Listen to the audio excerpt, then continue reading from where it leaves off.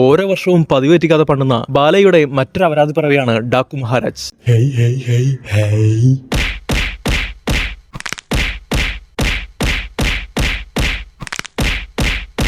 മൂന്നാറിലെ അതിമനോഹരമായിട്ടുള്ള ഒരു ചായത്തോട്ടം, അതിലെ കുണ്ടിങ്കുലുക്കി ഓടിക്കൊണ്ടിരുന്ന ഒരു മുയലിനെ വേട്ടയാടി പിടിക്കുകയായിരുന്ന ഒരു മുരട്ടുപട്ടി എന്ന പട്ടിക്കുഞ്ഞിനെ അതിന്റെ ഇടയിൽ കഞ്ചാവ് കൃഷി നടത്തിക്കൊണ്ടിരുന്ന ഏതോ കുറെ കൊണാപ്പന്മാര് ഒരു ആനക്കൊമ്പെടുത്ത് അറഞ്ചം പുറഞ്ഞം തല്ലിക്കൊല്ലുന്ന കാണിച്ചിട്ടായി പടം തുടങ്ങുന്നത്.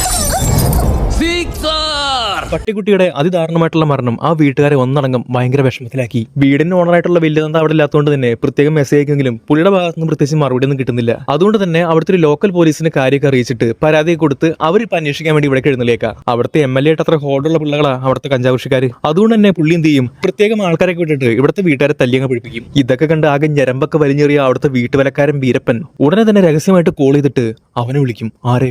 ഡാക്കു മഹാരാജ്. അപ്പൊ ഇതേ സമയം നമ്മുടെ ഡാക്കു തന്തയാണെങ്കിൽ അവിടെ ജയിലില്ല. പുള്ളിനെ കൊണ്ട് പോലീസുകാരവിടേക്ക് പോയിക്കൊണ്ടിരിക്കുക. വാർത്ത കേട്ട വിഷമത്തിൽ പുള്ളി എന്ത് ചെയ്യും, അവിടുത്തെ പോലീസുകാരൊക്കെ ഒറ്റയ്ക്ക് നിന്ന ചാമ്പിട്ട് നേരെ നാട്ടിലേക്ക് എത്തും. അങ്ങനെ ജീപ്പിനകത്ത് കുണ്ടി കയറ്റി വെച്ച് പുള്ളി പാഞ്ഞെത്തും വീട്ടിലേക്ക്. എന്നാൽ വീട്ടിലെത്തിയപ്പോഴോ അവിടെ ആണെങ്കിൽ ഫുൾ പ്രൊട്ടക്ഷൻ, പോലീസിന്റെ അയ്യരുകളി. പ്രൊട്ടക്ഷന്റെ ഭാഗമായിട്ട് പുള്ളി എത്തുമ്പോൾ തന്നെ ഒരു പോലീസുകാരൻ ചെക്ക് ചെയ്യും. എന്നാൽ മെറ്റൽ ഡിറ്റക്ടർ വെച്ച് നോക്കുമ്പോൾ പുള്ളിയുടെ മേത്ത് എവിടെയൊക്കെ കാണിക്കണോ അവിടെയൊക്കെ ബീപ്പടിക്കും. അതായത് തല്ലുകൊണ്ട് പഞ്ചറായിട്ട് ഫുള്ള് കമ്പിയ. 2 വർഷം മുമ്പ് ഒരു ആക്സിഡന്റ് പറ്റിയിരുന്നു. അപ്പൊ പിടിപ്പിച്ച റാഡ. അതേ ആക്സിഡന്റിൽ ബാക്ക് ഇഞ്ചുറി ഉണ്ടായിരുന്നു. അപ്പൊ പ്ലേറ്റും വെച്ചിരുന്നു. എന്നാൽ ഇതിനിടയ്ക്ക് കാണുന്ന പ്രേക്ഷകരെ മൂടാക്കണമല്ലോ, അതിന് വേണ്ടിയിട്ട് പ്രത്യേക ഒരു പെൺകോലം അവിടെ തന്നെ ഉണ്ട്. ആ നാട്ടിലെ SI എന്താണ്.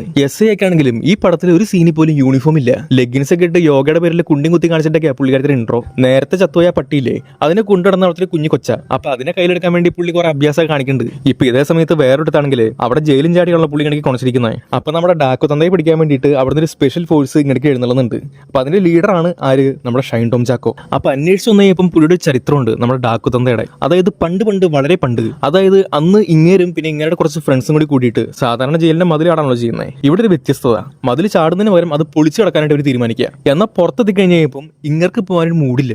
മൂഡ് സ്വിങ്സ് ആയതുകൊണ്ട് തന്നെ പുള്ളി എന്ത് ചെയ്തു, ഞാൻ പോകുന്നില്ലെങ്കിൽ നിങ്ങളും പോകണ്ടെന്ന് പറഞ്ഞിട്ട് ബാക്കിയുള്ളവരൊക്കെ തല്ലി പരിശാക്കിയിട്ട് നേരെ ആ ജയിലിനകത്ത് കയറ്റി. അതായത് അന്ന് ആ വാർഡിനെ സഹായിച്ചു തരാം പുള്ളി. അന്ന് പുള്ളി ആ മുമ്പിത്തരം കാണിച്ചിട്ട് പിന്നെ ഇന്നാ കാണിക്കുന്നത്. അവിടെ ഒക്കെ ഇതിനെ ജയിലിലാക്കിയിട്ട് ഇങ്ങനെ ഒറ്റയ്ക്ക് ചാടി. ഇവിടെ ഗ്രാമത്തിലെത്തി അർമാദിച്ചുകൊണ്ടിരിക്കുന്ന നമ്മുടെ ഡാക്കു ആണെങ്കിൽ ആ കുഞ്ഞിക്കൊച്ചിനെ കളിപ്പിക്കണു എന്ന വ്യാജനെ അവിടുത്തെ SI പെണ്ണുണ്ടല്ലോ അതിനെ നൈസായിട്ട് ട്യൂൺ ചെയ്യുന്നുണ്ട്. കേളവൻ തന്ത. ഇപ്പൊ ഇതേ സമയത്ത് അവിടെ കുഞ്ഞിക്കൊച്ചു പഠിക്കുന്ന സ്കൂൾ ഉണ്ടല്ലോ, അവിടുത്തെ ഉച്ചഭക്ഷണത്തിൽ ആരോ വിഷം ചേർക്കും. മറ്റാരുമല്ല, അവിടുത്തെ MLA ചിങ്കിടികൾ തന്നെ. ഇതറിഞ്ഞ പിന്നെ നമ്മുടെ ഡാക്കു വെറുതെ ഇരിക്കുവോ, രക്തൊക്കെ അരിച്ചേറി പണ്ടാറങ്ങിയിട്ട് പുള്ളി നേരെ പോവും ആ സ്കൂളിലെ കിച്ചണിലേക്ക്.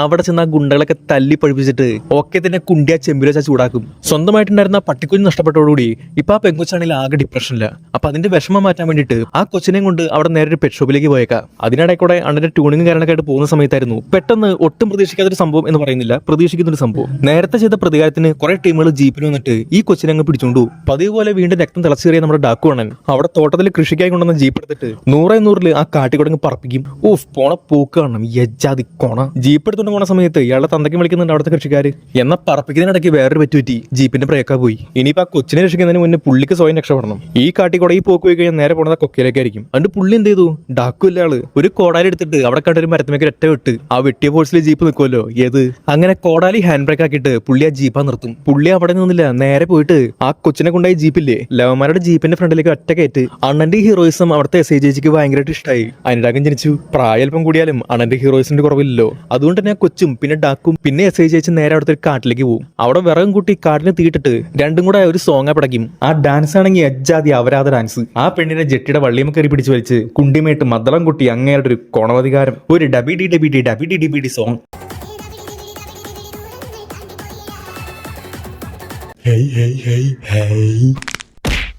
അങ്ങനെ കുണ്ടി കുലുക്കിയ ഡാൻസും കഴിഞ്ഞ് മറ്റുള്ള വീട്ടിലേക്ക് എത്തി. അവിടെ എത്തിപ്പോണ്ടാ കാര്യങ്ങൾ കുറച്ച് സീൻ. മറ്റേ ആ സ്പെഷ്യൽ ഫോഴ്സ് ഉണ്ടല്ലോ നമ്മുടെ ഷൈൻ ടോം ചാക്കോന്റെ നേതൃത്വത്തിലുള്ളത്. അപ്പൊ അവന്മാർ ഇവിടേക്ക് എത്തിയിട്ട് നമ്മുടെ ബാലയ്യനെ, അതായത് നമ്മുടെ ഡാക്കു തന്തയെ അറസ്റ്റ് ചെയ്തുകൊണ്ട് പോവാ. അങ്ങനെ ആ തന്ത പോയോടുകൂടി വീട് വീണ്ടും അനാഥമായി. കറക്റ്റ് ഈ അവസരം നോക്കിയിരിക്കായിരുന്നു നമ്മുടെ ഗുണ്ടകള്. അവര് നേരെ രാത്രി കയറി വന്നിട്ട് അവിടുത്തെ ജനലും വാതിലൊക്കെ ആകെ അടിച്ച് പൊളിച്ച് അലമ്പാക്കി ഒക്കെ ഇതിനെ കൊല്ലാൻ നോക്കുക. അപ്പൊ ഞെട്ടിക്കുന്ന ഒരു ട്വിസ്റ്റ്, നേരത്തെ പിടിച്ചുകൊണ്ടുപോയപ്പോ വീണ്ടും പുള്ളി ചാടി.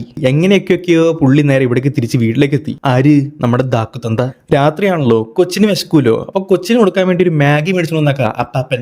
എന്നിട്ട് ആ ഗുണ്ടകളുടെ തല്ലിനിടയിൽ കൂടെ പുള്ളി നേരെ പോയി സ്റ്റൗ ഓണാക്കി മാഗി ഉണ്ടാക്കി കൊടുക്കുന്നു കൊച്ചിന് മാഗി ഉണ്ടാക്കി കൊടുത്ത് തീറ്റിച്ചതിന് ശേഷം ഇയാൾ പിന്നെ തുടങ്ങും ഓരോ ഗുണ്ടകളെയും പുള്ളി ഓരോന്നോരോന്നായിട്ട് പണ്ണി കൊല്ലും. അതിനിടയ്ക്ക് ഏതിന്റെ ഇടയിൽ നിന്നൊക്കെ പുള്ളിക്ക് മഴു കിട്ടുന്നുണ്ട്. ഈ രണ്ട് മഴും വെച്ചിട്ട് പിന്നെ അത് വെച്ചായ അംഗം. ഗുണ്ടകൾ കാട് മൊത്തം തീ വെച്ചു. പിന്നെ അതിന്റെ ഇടയിൽ കൂടെ ഫൈറ്റ്. എന്നാ പതിവിന് വിപരീതമായിട്ട് വേറൊരു ട്വിസ്റ്റ്. സാധാരണ ബാലയാണല്ലോ എല്ലാത്തിനും വെട്ടിക്കൂട്ടാറ്. ഇവിടെ ഉണ്ടല്ലോ എല്ലാ ഗുണ്ടകളും കൂടി പുള്ളിനെ അങ്ങനെ അടിച്ചങ്ങ് തൂറിക്കും. ബേട്ടി കൂട്ടൊരു പരിവാക്കി ഒരു സൈഡിലേക്ക് മാറ്റിയിടുവതിനെ. ഗുണ്ടകൾ പണ്ണാൻ വന്നു, അവർ പണിയങ്ങ് പോയി. അങ്ങനെ ചത്ത ശവം പോലെ കിടന്ന ഡാക്കുവണ്ണനെ വീട്ടുകാരെല്ലാം കൂടി കൂടിയിട്ട് നേരെ എടുത്തുകൊണ്ടേ ഹോസ്പിറ്റലിൽ കൊണ്ടുപോയിട്ട്. ഇപ്പൊ ഈ സമയത്തുണ്ടല്ലോ നമ്മൾ നേരത്തെ കണ്ട മറ്റേ വീട്ടിലെ വീരപ്പൻ ഉണ്ടല്ലോ, ആ വീട്ടുവിളിക്കാരൻ, ഇയാൾ വന്നിട്ട് തുടങ്ങും ഒരു വക തള്ളു. അതായത് വേറൊന്നുമല്ല, ഡാക്ക് തന്നയുടെ ഫ്ലാഷ് ബാക്ക്. അതായത് പണ്ട് വളരെ വളരെ വളരെ പണ്ട് UP-യിലെ ഒരു ഗ്രാമം, അവിടുത്തെ ആളുകൾ അന്ന് വെള്ളം കിട്ടാതെ വലഞ്ഞിരിക്കുന്ന സമയമായിരുന്നു. അപ്പൊ ഇതിന്റെ മെയിൻ കാരണമായിട്ട് കണ്ടെത്തിയെന്ന് വെച്ചാല് അവിടുത്തെ ഒരു മെയിൻ പുള്ളിയുണ്ട്. അതാണ് നമ്മുടെ ബോബി ഡിയോള്. ഇങ്ങനെ അവിടെ ഒരു കോറി നടത്തുന്നുണ്ട്. അപ്പൊ ഈ സാധനം അവിടെ ഉള്ളതുകൊണ്ട്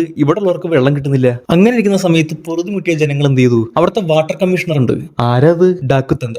ഇങ്ങനെ അടുത്ത് പോയിട്ട് പരാതിയെ ഉന്നയിക്കും. ബാലയാണല്ലോ, പറയാൻ വേണ്ട, ഒരു ഹെലികോപ്റ്ററിൽ ആ ഗ്രാമം മൊത്തം പുള്ളി ഒന്ന് ചുറ്റി കാണും സർവേയുടെ പേരിൽ. അങ്ങനെ നോക്കി പുള്ളിനൊരു സൊല്യൂഷൻ കാണും. അതായത് ആ വില്ലന്റെ കോറി ഉണ്ടല്ലോ, അതങ്ങോട്ട് പൊളിച്ചു മാറ്റി കഴിഞ്ഞിട്ട് അവിടെ ഒരു ഡാം പണിയാ. ആ ഡാം പണിത് കഴിഞ്ഞാൽ പിന്നെ ഇവിടുത്തെ വെള്ളത്തിന്റെ പ്രശ്നമൊക്കെ മാറുമല്ലോ. അങ്ങനെ അപ്പൊ ഇത് നേരെ പോയിട്ട് അവിടുത്തെ കളക്ടറെ പുള്ളി അങ്ങ് അറിയിക്കും. എന്ന ഗതികേട് എന്താന്ന് വെച്ച് കഴിഞ്ഞാല് ആ കളക്ടർ ഉണ്ടല്ലോ, ആ പെണ്ണും പുള്ളിയാണെങ്കിൽ ഇവിടുത്തെ വില്ലൻ ബോബി ഡിയോള് പുള്ളിയുടെ കെട്ടിയോളായിരുന്നു. ഇനി അവിടെ ഇരുന്ന് കഴിഞ്ഞാൽ പുള്ളിക്ക് പണി പാടുന്നു മനസ്സിലായി. പുള്ളി എന്ത് ചെയ്യും, പുള്ളിക്ക് അറിയാവുന്ന ഒരു കാര്യം ഉണ്ടല്ലോ, കുറെ പഞ്ച് ഡയലോഗ് അവരുടെ മുഖത്തൊക്കെ അങ്ങ് പറയും. വിശപ്പ് മാറ്റാൻ വേണ്ടി ആക്രമിക്കുന്ന സിംഹത്തെ നീ വേട്ടയാടിയിട്ടുണ്ടാവും. പക്ഷേ എന്റെ ഉള്ളിൽ ഉറങ്ങിക്കിടക്കുന്ന നരസിംഹത്തെ നീ വെട്ടാൻ നോക്കണ്ട. നിന്റെ ഹൃദയം സ്തംഭിച്ചു പോകും. Don't mess with the lion in me. Gap കിട്ടിയപ്പോ പുള്ളി അവിടെ നിന്നിട്ട് ഓടും. അവിടെ നിന്ന് ഓടി പുള്ളി നേരെ പോയത് മിനിസ്റ്ററുടെ അടുത്തേക്ക്. അവിടെ പോയിട്ട് ഈ കാര്യം പറയും, ആ കാര്യം പറഞ്ഞ് പുള്ളി വലിയൊരു പരാതി കൊടുക്കും. ഇത് നമ്മുടെ ബോബി ഡിയോള് നമ്മുടെ വില്ലന് പിടിച്ചില്ല.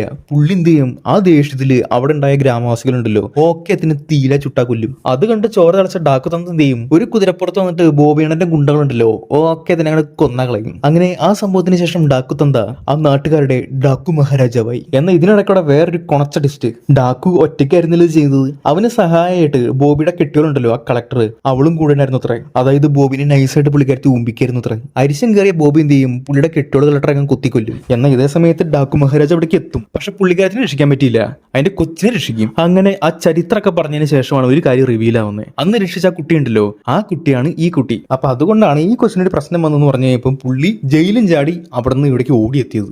എന്താലേ. അങ്ങനെ വീരപ്പൻ ചേട്ടന്റെ ഈ ഫ്ലാഷ് ബാക്ക് കഴിഞ്ഞപ്പോഴേക്കും അവിടെ നേരം എടുത്തു. അപ്പോ ഈ ഫ്ലാഷ് ബാക്ക് കഴിയാൻ വേണ്ടി നോക്കിക്കായിരുന്നു വില്ലൻ. പുള്ളി ഒരു ഹെലികോപ്റ്ററിലെത്തിയിട്ട് നേരെ നമ്മുടെ ഡാക്കു തന്നുണ്ടല്ലോ പുള്ളിനെ കൊല്ലാൻ വന്നിരിക്കുക. എന്നാൽ ഇതേ സമയത്ത് അത്രയും നേരം ചത്ത ശവം പോലെ കിടന്ന ആ ശവം, ആ ഡാക്കുണ്ണൻ ഗ്ലൂക്കോസ് കയറ്റി അഡ്രിനാലിൻ പവറില് നേരെ ചാടി വന്ന് തുരുതിരാ വെടിവെച്ചും അടിച്ചും പരത്തിയും പുള്ളിയുടെ ഗുണ്ടകളൊക്കെ അങ്ങ് തീർക്കും. അങ്ങനെ ഏറ്റവും അവസാനം ഗ്ലൂക്കോസ് തീർന്നല്ലോ, അതുകൊണ്ട് ആ സ്റ്റാൻഡിനകത്ത് വില്ലൻ ബോബിനെ അങ്ങ് കുത്തി അങ്ങ് നിർത്തും. അങ്ങനെ ആ സ്റ്റാൻഡ് കുത്തി കയറ്റി വില്ലനെ കൊല്ലും. ഇതോടുകൂടി പടം അവസാനിക്കുക. അയ്യോ, ഈ അപരാധം കണ്ടുകൊടുത്തിട്ട് തലയ്ക്ക് എന്താ പോലെ. അപ്പൊ ശരി, അടുത്ത പടമായിട്ട് കാണാം.